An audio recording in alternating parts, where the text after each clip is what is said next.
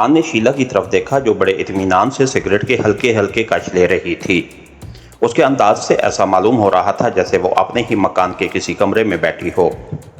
تم مطمئن رہو، وہ تمہارا کچھ نہیں بگاڑ سکتے، عمران نے اسے کہا، خصوصاً اس کمرے میں۔ تم اپنا وقت برباد کر رہے ہو، شیلا لاپرواہی سے بولی۔ کیوں؟ تم مجھے مرنے سے روک نہیں سکتے۔ میں خود مرنا چاہتی ہوں۔ میں تمہارے خیالات کی قدر کرتا ہوں، لیکن تمہارے مرنے سے کسی کا کوئی فائدہ نہ ہوگا، کیونکہ تم مجھے ان لوگوں کے متعلق بہت کچھ بتا چکی ہو۔ ویسے تمہاری زندگی ملک و قوم کو ضرور فائدہ پہنچا سکتی ہے۔ مجھے ملک و قوم سے بھی کوئی دلچسپی نہیں ہے، کیونکہ اسی ملک و قوم میں میرا جسم بکتا رہا ہے۔ عمران مایوسانہ انداز میں سر ہلا کر خاموش ہو گیا۔ تھوڑی دیر تک کچھ سوچتا رہا، پھر بولا، خیر، تم یہ رات تو اسی کمرے میں گزارو گی، تم نے وعدہ کیا تھا۔ وہ دوسری صورت تھی، اب بات کہیں اور جا پڑی ہے۔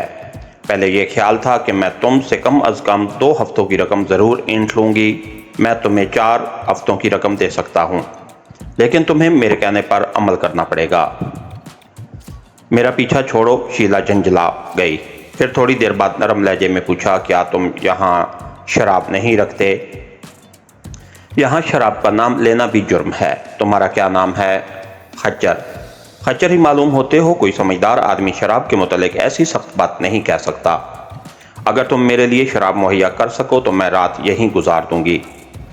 شراب اس عمارت میں ممنوع ہے، تب پھر تم مجھے یہاں روک بھی نہیں سکتے۔ اچھا تو چلی جاؤ، عمران ہاتھ پھیلا کر بولا۔ ان خود کار دروازوں پر تمہیں گھمنڈ ہے، شیلا ہنسنے لگی، مگر یہ ہنسی بڑی کھوکھلی تھی، ایسا معلوم ہوا تھا جیسے یہ آواز کسی مشین سے نکلی ہو۔ عمران کچھ نہ بولا اور وہ کمرے میں ٹہل رہا تھا۔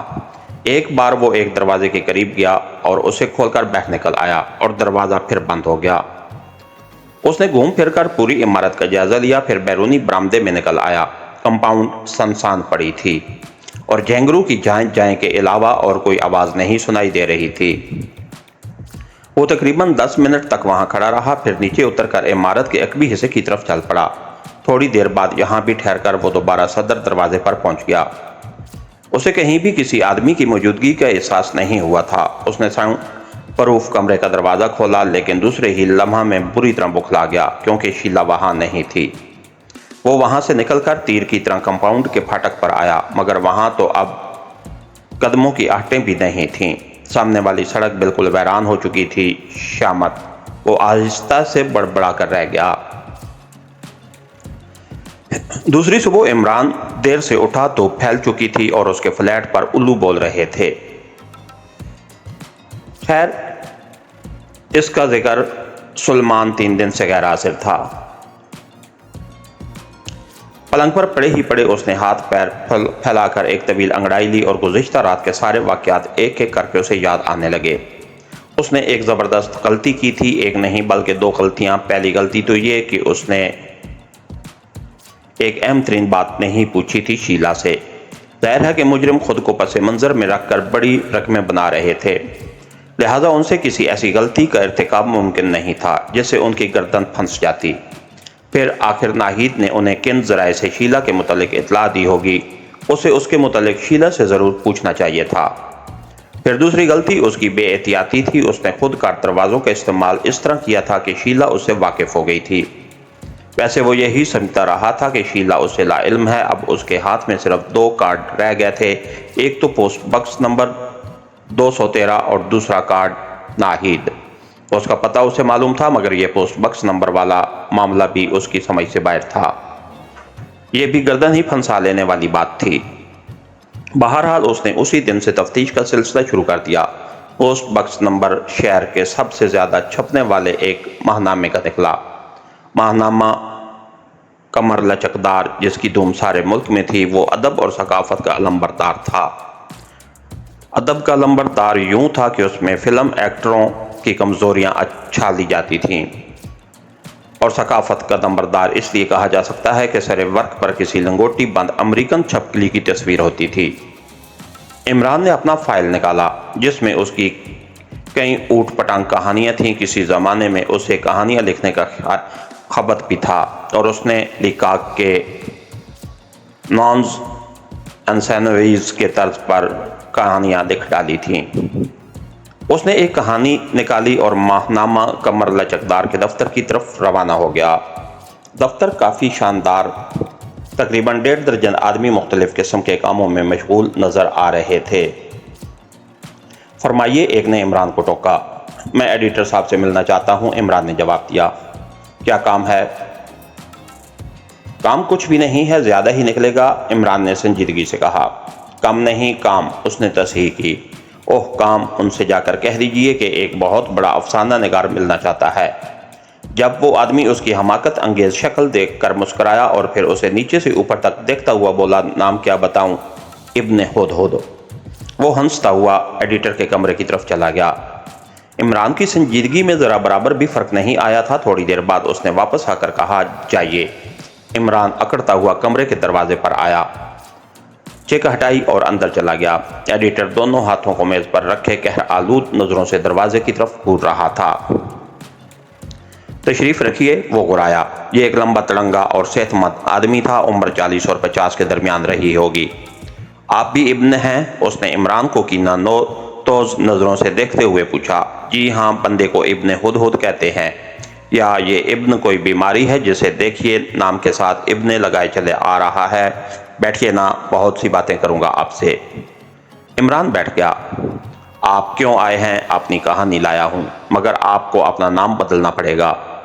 मेरे पर्चे में जासूसी कहानियाँ नहीं शाया की जाती। ना जी, ये रूमानी अफसाना है। फिर तो आपको नाम बदलना ही पड़ेगा।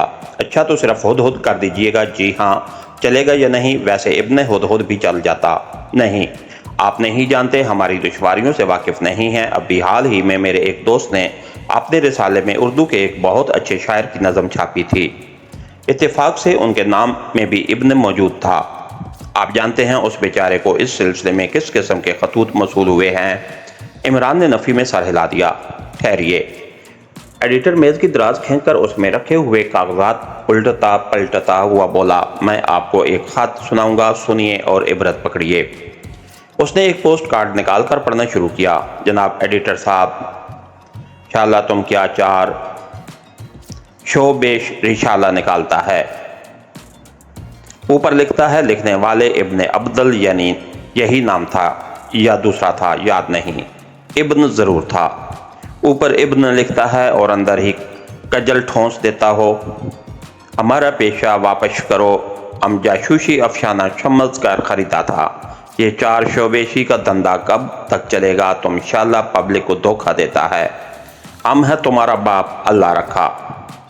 अरे तौबा तौबा, इमरान अपना मुंह पीटने लगा। ला हौल वला, मेरा अफसाना जासूसी हरगिज़ नहीं है। मैं नाम भी बदल दूंगा, आप मुतमईन रहिए। अफसाने का नाम है हातम ताई। तुम्हें चलेगा? नहीं, बहुत पुरानी चीज़ है। आप देखिए तो सही, इसी में जिद्दत है। ये फैंसी भी नहीं है, बस देखने से ताल्लुक़ रखता है। बिल्कुल नई जिद्दत, देखिएगा, गौर से सुनिए। हाँ। इमरान सफ़ात को अपने चेहरे के बराबर उठाकर पढ़ने लगा। सुबह का सुहाना वक्त था। ठहरिए ठहरिए, एडिटर हाथ उठाकर बोला, ये नहीं चलेगा। सुबह का सुहाना वक्त था तो पढ़ने वाले को उससे क्या सरोकार? नहीं, ये बहुत पुराना स्टाइल है। अच्छा, मैं पूरा मंजर निकालने देता हूँ। खैर जाने दीजिए, आगे सुनिए। हातम अपने खेमे से निकलकर एक तंबाकू फिरोश की दुकान पर आया और वहाँ से स्वीट क्रॉप का तंबाकू खरीद कर ताई के खेमे की तरफ चल पड़ा। किस खेमे की तरफ? एडिटर हैरत से आंखें फाड़कर बोला। ताई के खेमे की तरफ। ते से ताई नहीं, हातम की कोई ताई नहीं थी। ताई उसकी महबूबा का नाम था। ये क्या कह रहे हैं आप? एडिटर ने कुछ ऐसे अंदाज में कहा जैसे इमरान ने उसे कोई बहुत बुरी खबर सुनाई हो। क्या मैंने आपको कोई सदमा पहुंचाया है? इमरान बुखलाकर बोला। आप तारीख के गले पर छुरी चला रहे हैं। क्यों जनाब? आप ताई को हातम की महबूबा बताते हैं, हालांकि हातम कबीला बनी तय का एक फ़र्द होने की बुनियाद पर ताई कहलाता था। क्या बात कही आपने? इमरान ने कहका लगाया। देर तक हंसता रहा, फिर बोला, आपके फार्मूला से तो फिर मोहब्बतों भरा, बल्कि नहीं, आपके फार्मूले से तो फिर मजनू लैला का बाप था। या लैला कबीला बनी मजनू से ताल्लुक़ रखती थी, दामिक कबीला बनी उज़र उसे ताल्लुक़ रखता था। हीर रांझा की चची थी, महिवाल सोनी का अब्बा था। क्या फजूल बातें कर रहे हैं आप, मैं अपना सर पीट लूंगा। इमरान के चेहरे पर यक बयक शदीद तरीन गुस्से के आसार नजर आने लगे। कहीं आप नशे में तो नहीं हैं? एडिटर उसे घूरता हुआ बोला। नशे में होंगे आप, इतने बड़े एडिटर होकर जहालत की बातें करते हैं। इमरान उछलकर खड़ा हो गया। आप बदतमीज हैं। एडिटर भी खड़ा हो गया। इमरान की जबान पर जो कुछ भी आ रहा था वो बकता जा रहा था। कमरे में कई लोग घुस गए। उनमें एक लड़की भी थी जिसने मर्दाना लिबास पहन रखा था, नीले रंग का जैकेट और सुर्ख पतलून। आप दुनिया के सबसे बड़े क्रैक हैं। एडिटर ने उन लोगों की तरफ देखते हुए इमरान पर नजर डालकर कहा। क्या बात है? किसी ने पूछा। आप एक कहानी लाए हैं, हातम ताई, जिसमें ताई हातम की महबूबा है। एडिटर ने कहा। लोग हंस पड़े, मगर लड़की इमरान को संजीदगी से घूरती रही। उसके होंठों पर खफीफ सी मुस्कुराहट भी नमूदार हुई थी। और अब आप लड़ने मरने पर आमादा हैं। एडिटर मुस्कुराकर बोला। फिर इमरान को अपनी तरफ मुतवज्जे करके कहा। आप अपने पैरों से चलकर जाना पसंद करेंगे या मैं अपने आदमियों को आपकी खिदमत पर आमादा करूं? मेरा ख्याल है कि आप काफ़ी समझदार आदमी हैं। जी हाँ, जी हाँ। इमरान ने गुस्सीले अंदाज में दांत निकाल कर कहा। मैं जा रहा हूं। आपकी काबिलियत का भांडा भी अनकरीब फूट जाएगा। मुझसे गलती हुई जो यहां चला आया। माहनामा तिरछी नजरिया वाले मुझे पूछते हैं। Get out. एडिटर हल्क फाड़ कर चीखा। जी हाँ, मैं जा रहा हूं। इमरान जाने के लिए मुड़ा, लेकिन अभी 2 ही कदम चला था कि मर्दाना लिबास वाली लड़की ने उसकी टांगों में टांग मारी और इमरान धड़ाम से फर्श पर गिर गया। एक बार फिर कहकों का तूफान उमड़ा और लड़की बड़ी संजीदगी से छत की तरफ देखने लगी। इस बार भी उसके होंठों पर मुस्कुराहट तक नहीं थी। इमरान उठा और मुड़कर देखे बगैर झपटता हुआ बाहर निकल आया। सड़क पर पहुंचकर उसने इधर उधर देखा और सामने वाले रेस्तोरां में घुस गया। उसने एक ऐसी मेज मुंतखब की जहां से माहनामा कमर लचकदार के दफ्तर के जीने साफ नजर आते थे। वो तकरीबन 2 घंटे तक उसी मेज पर जमा रहा। फिर दफ्तर के बंद होने का वक्त आ गया और वहां काम करने वाले बाहर आने लगे। 4 आदमी उस रेस्तोरां की तरफ भी आ रहे थे। उनमें वो लड़की भी थी जिसने इमरान को गिराया था। जैसे ही उनकी नजर इमरान पर पड़ी वो रुक गए। इमरान पहले ही से अपनी कहानी के सफ़हात सामने रखकर उनमें काट छांट कर रहा था। वो चारों आपस में सरगोशियां करने लगे। उधर इमरान के अंदाज से ऐसा मालूम हो रहा था जैसे उसे उनकी आमद की खबर ही ना हो।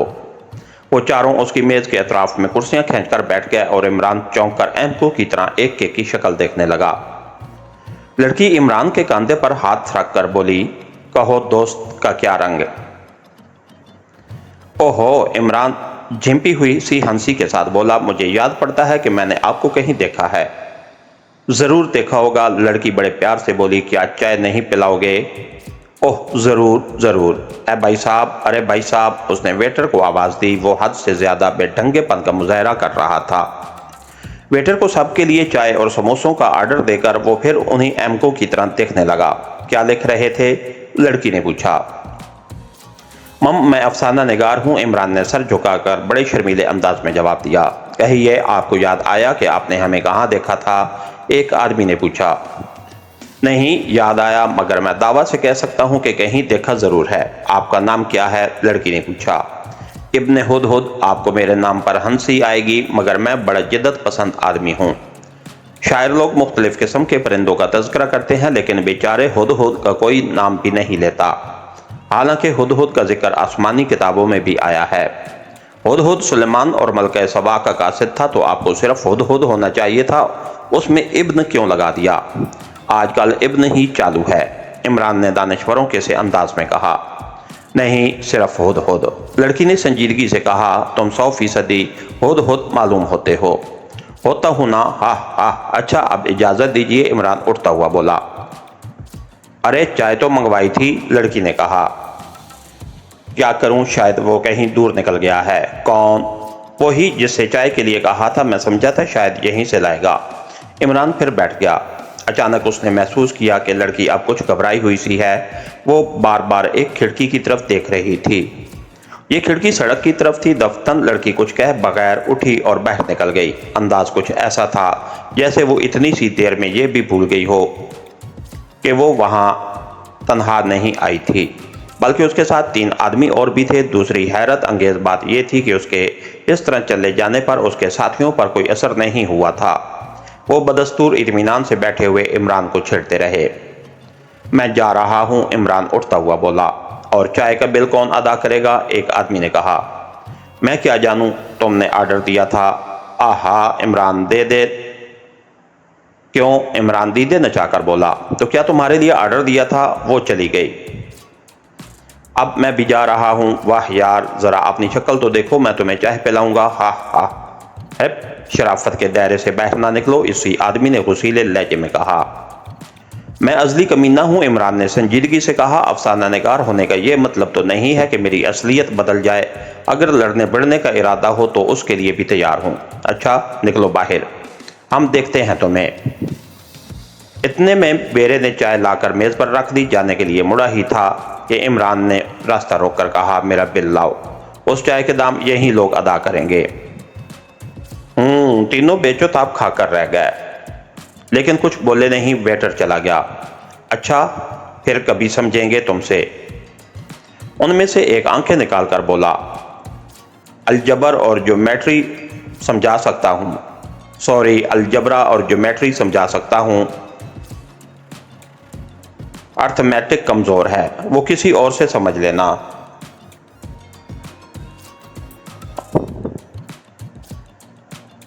ہاں، عمران بالکل اسی طرح بولا جیسے کوئی استاد اپنے شاگردوں سے ہم کلام ہوا۔ ویٹر بل لایا اور عمران نے اس کی قیمت ادا کی۔ پھر تینوں کی طرف ایک چڑھا دینے والی مسکراہٹ اچھالتا ہوا اٹھ گیا۔ وہ سمجھا تھا شاید وہ لڑکی فٹ پاتھ ہی پر مل جائے گی، مگر اسے مایوسی ہوئی۔ دراصل اس لڑکی کے متعلق الجھن میں پڑ گیا تھا، حالانکہ بظاہر کوئی ایسی بات نہیں تھی جس کی بنا پر اسے اس لڑکی کی طرف سے کسی قسم کی تشویش ہوتی۔ ویسے اس نے کمر لچک دار کے دفتر میں اسے بڑا مزے کا خیز برتاؤ کیا تھا۔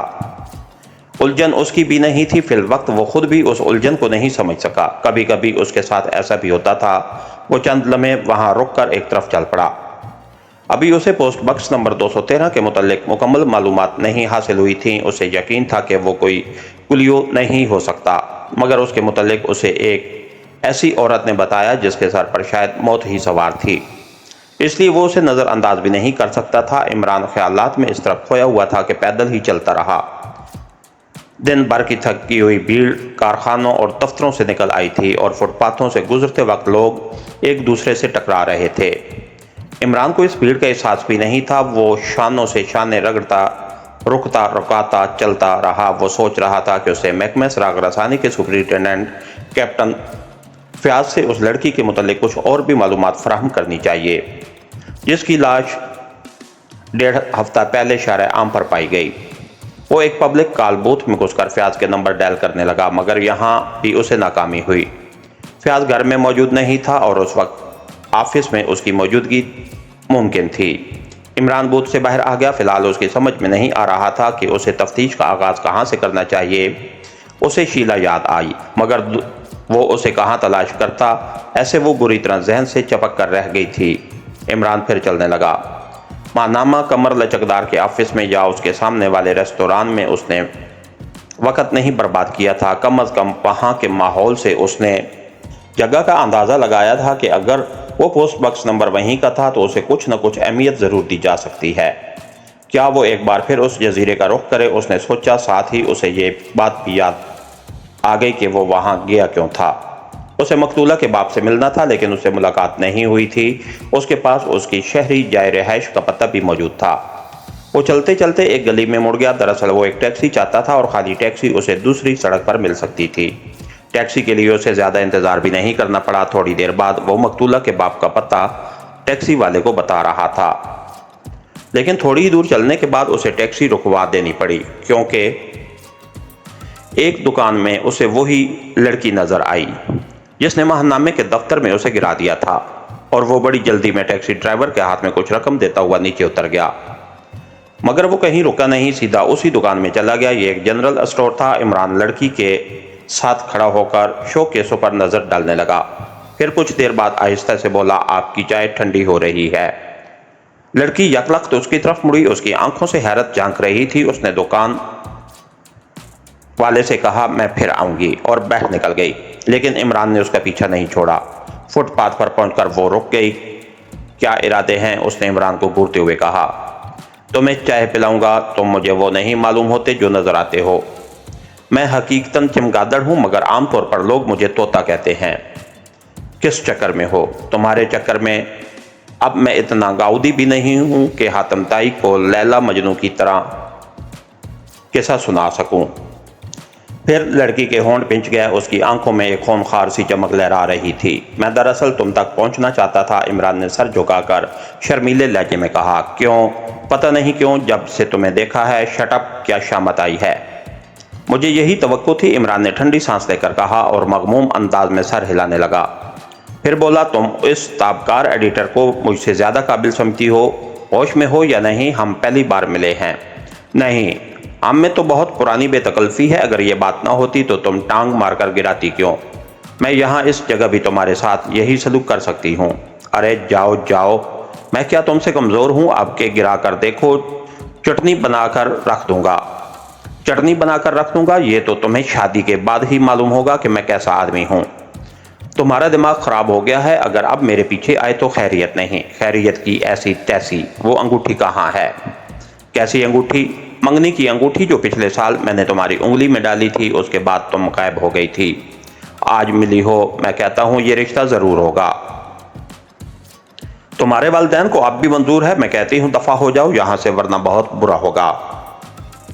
کیا برا ہوگا؟ ذرا ٹھہرو، میں اس ڈپٹی کانسٹیبل کو بھی اطلاع دے دوں کہ تم میری منگیتر ہو۔ دیکھو بڑا بکھیڑا ہو جائے گا، پیڑ لگ جائے گی یہاں۔ میں بڑا بے حیا آدمی ہوں، میرا کچھ نہ بگڑے گا، میں انسلٹ پروف ہوں۔ تم کیا چاہتے ہو؟ لڑکی نے اکتائے ہوئے لہجے میں پوچھا۔ وہ تمہارے گھر کا پتہ، تاکہ مجھے بار بار دفتر کے چکر نہ لگانے پڑیں۔ لڑکی چند لمحے کچھ سوچتی رہی، پھر اپنے پرس سے ایک وزٹنگ کارڈ نکال کر اس کی طرف بڑھا دیا۔ میں کل ضرور آؤں گا، شکریہ۔ ٹھہرو، لڑکی ہاتھ اٹھا کر بولی، مقصد کیا ہے؟ جب تک تم پتلون پہننا نہ چھوڑو گی، میں تمہارا پیچھا نہ چھوڑوں گا۔ جس دن میں نے تمہیں غرارے شلوار یا سکرٹ میں دیکھ لیا، اسی دن سے تم میری شکل بھی نہ دیکھو گی۔ تم سے مطلب میں جو چاہوں پہنوں۔ تم کون ہوتے ہو؟ لڑکی پھر جھنجھلا گئی۔ میں تمہارا منگیتر ہوتا ہوں اور اس وقت تک رہوں گا جب تک پتلون۔ تم مجھے نہیں جانتی، مجھے ایک عورت کے چلنے کا انداز ناپسند ہے، لہٰذا میں نے اس کے شوہر سے اسے طلاق دلوا دی۔ حالانکہ میرے 5000 روپے ضرور خرچ ہو گئے، لیکن شہر میں وہ چیز تو نہ رہی جو مجھے ناپسند تھی۔ تم پر بھی 2-4 ہزار خرچ کر دوں گا، پھر تمہیں یا تو شہر چھوڑنا پڑے گا یا پتلون۔ ارے تم خدائی فوجدار ہو، لڑکی دانت پیس کر بولی۔ خدائی فوج کا حوالدار میجر، عمران نے سنجیدگی سے سر ہلا کر کہا۔ لڑکی چند لمحے کچھ سوچتی رہی، پھر بولی، اگر میں شور مچا دوں کہ تم مجھ سے بدتمیزی کر رہے ہو تو؟ ارے خدا کے لیے مچاؤ بھی، میں یہی چاہتا ہوں کہ تم شور مچاؤ۔ اتنی دیر سے میں جھک مار رہا ہوں، مقصد یہی ہے کہ تم شور مچاؤ۔ کیا کرو گے تم؟ دنوں کا کام گھنٹوں میں ہو جائے گا۔ تم کل ہی سے پتلون پہننا چھوڑ دو گی؟ کہو تو پوری بیگم بتا دوں۔ اوہو، کہو تو پوری اسکیم بتا دوں۔ تم شور مچاؤ گی، لوگ اکٹھا ہوں گے، میں کہوں گا کہ یہ میری بیوی ہے، وہ دل گزرے اپنے دادا زاد بھائی کے ساتھ بھاگ گئی تھی۔ کارڈ پر تمہارا نام زیبا تحریر ہے۔ میں بھی بتا دوں گا، کہوں گا کہ یہ اسی لیے پتلون ڈالے پھرتی ہے کہ اسے کوئی پہچان نہ سکے۔ چلو شور مچاؤ۔ آہ آہ، کتنے کمینے! وہ کلکلا کر زیر لب بڑبڑائی۔ میں صرف 2 منٹ تک اور تمہارے شور مچانے کا انتظار کروں گا۔ لڑکی یکلخت دوسری طرف مڑ کر چل پڑی۔ عمران نے بھی وہی حرکت کی، وہ مخالف سمت میں مڑا تھا۔ پھر چلتے چلتے دونوں نے ایک ساتھ مڑ کر ایک دوسرے کی طرف دیکھا اور پھر چل پڑے۔ بظاہر عمران کی یہ حرکت امکان نہ تھی، لیکن حقیقتاً اس کی تہ میں بہت کچھ تھا۔ زیبا کی بجائے اگر اور کوئی لڑکی ہوتی تو عمران کی اس حرکت پر ہلڑ مچائے بغیر ہرگز نہ مانتی، مگر وہ صرف جھنجھلا کر رہ گئی تھی۔ ایسا معلوم ہوتا تھا جیسے وہ بڑی مشکل سے ضبط کر رہی ہے۔ عمران نے اسے ایک ہی نتیجہ نکالا کہ اس کے ہاتھ ضرور ملوث ہیں، اسی لیے وہ اپنی تشہیر سے ڈرتی ہے۔ اس وقت اس کا کسی قسم کا اقدام بھی پولیس کیس بن سکتا تھا، لیکن وہ پولیس کی نظر میں آنے سے کتراتی تھی کیونکہ خود اس کا ضمیر بھی احساس جرم کا شکار ہے۔ اس کے ساتھ ہی ہماری آج کے ایپیسوڈ کا اختتام ہوا۔ کہانی گھر چینل کو لائک کیجئے، سبسکرائب کیجئے اور بیل آئیکن کو پریس کر دیجئے تاکہ ہر آنے والی نئی ویڈیو آپ تک بر وقت پہنچ سکے۔ شکریہ۔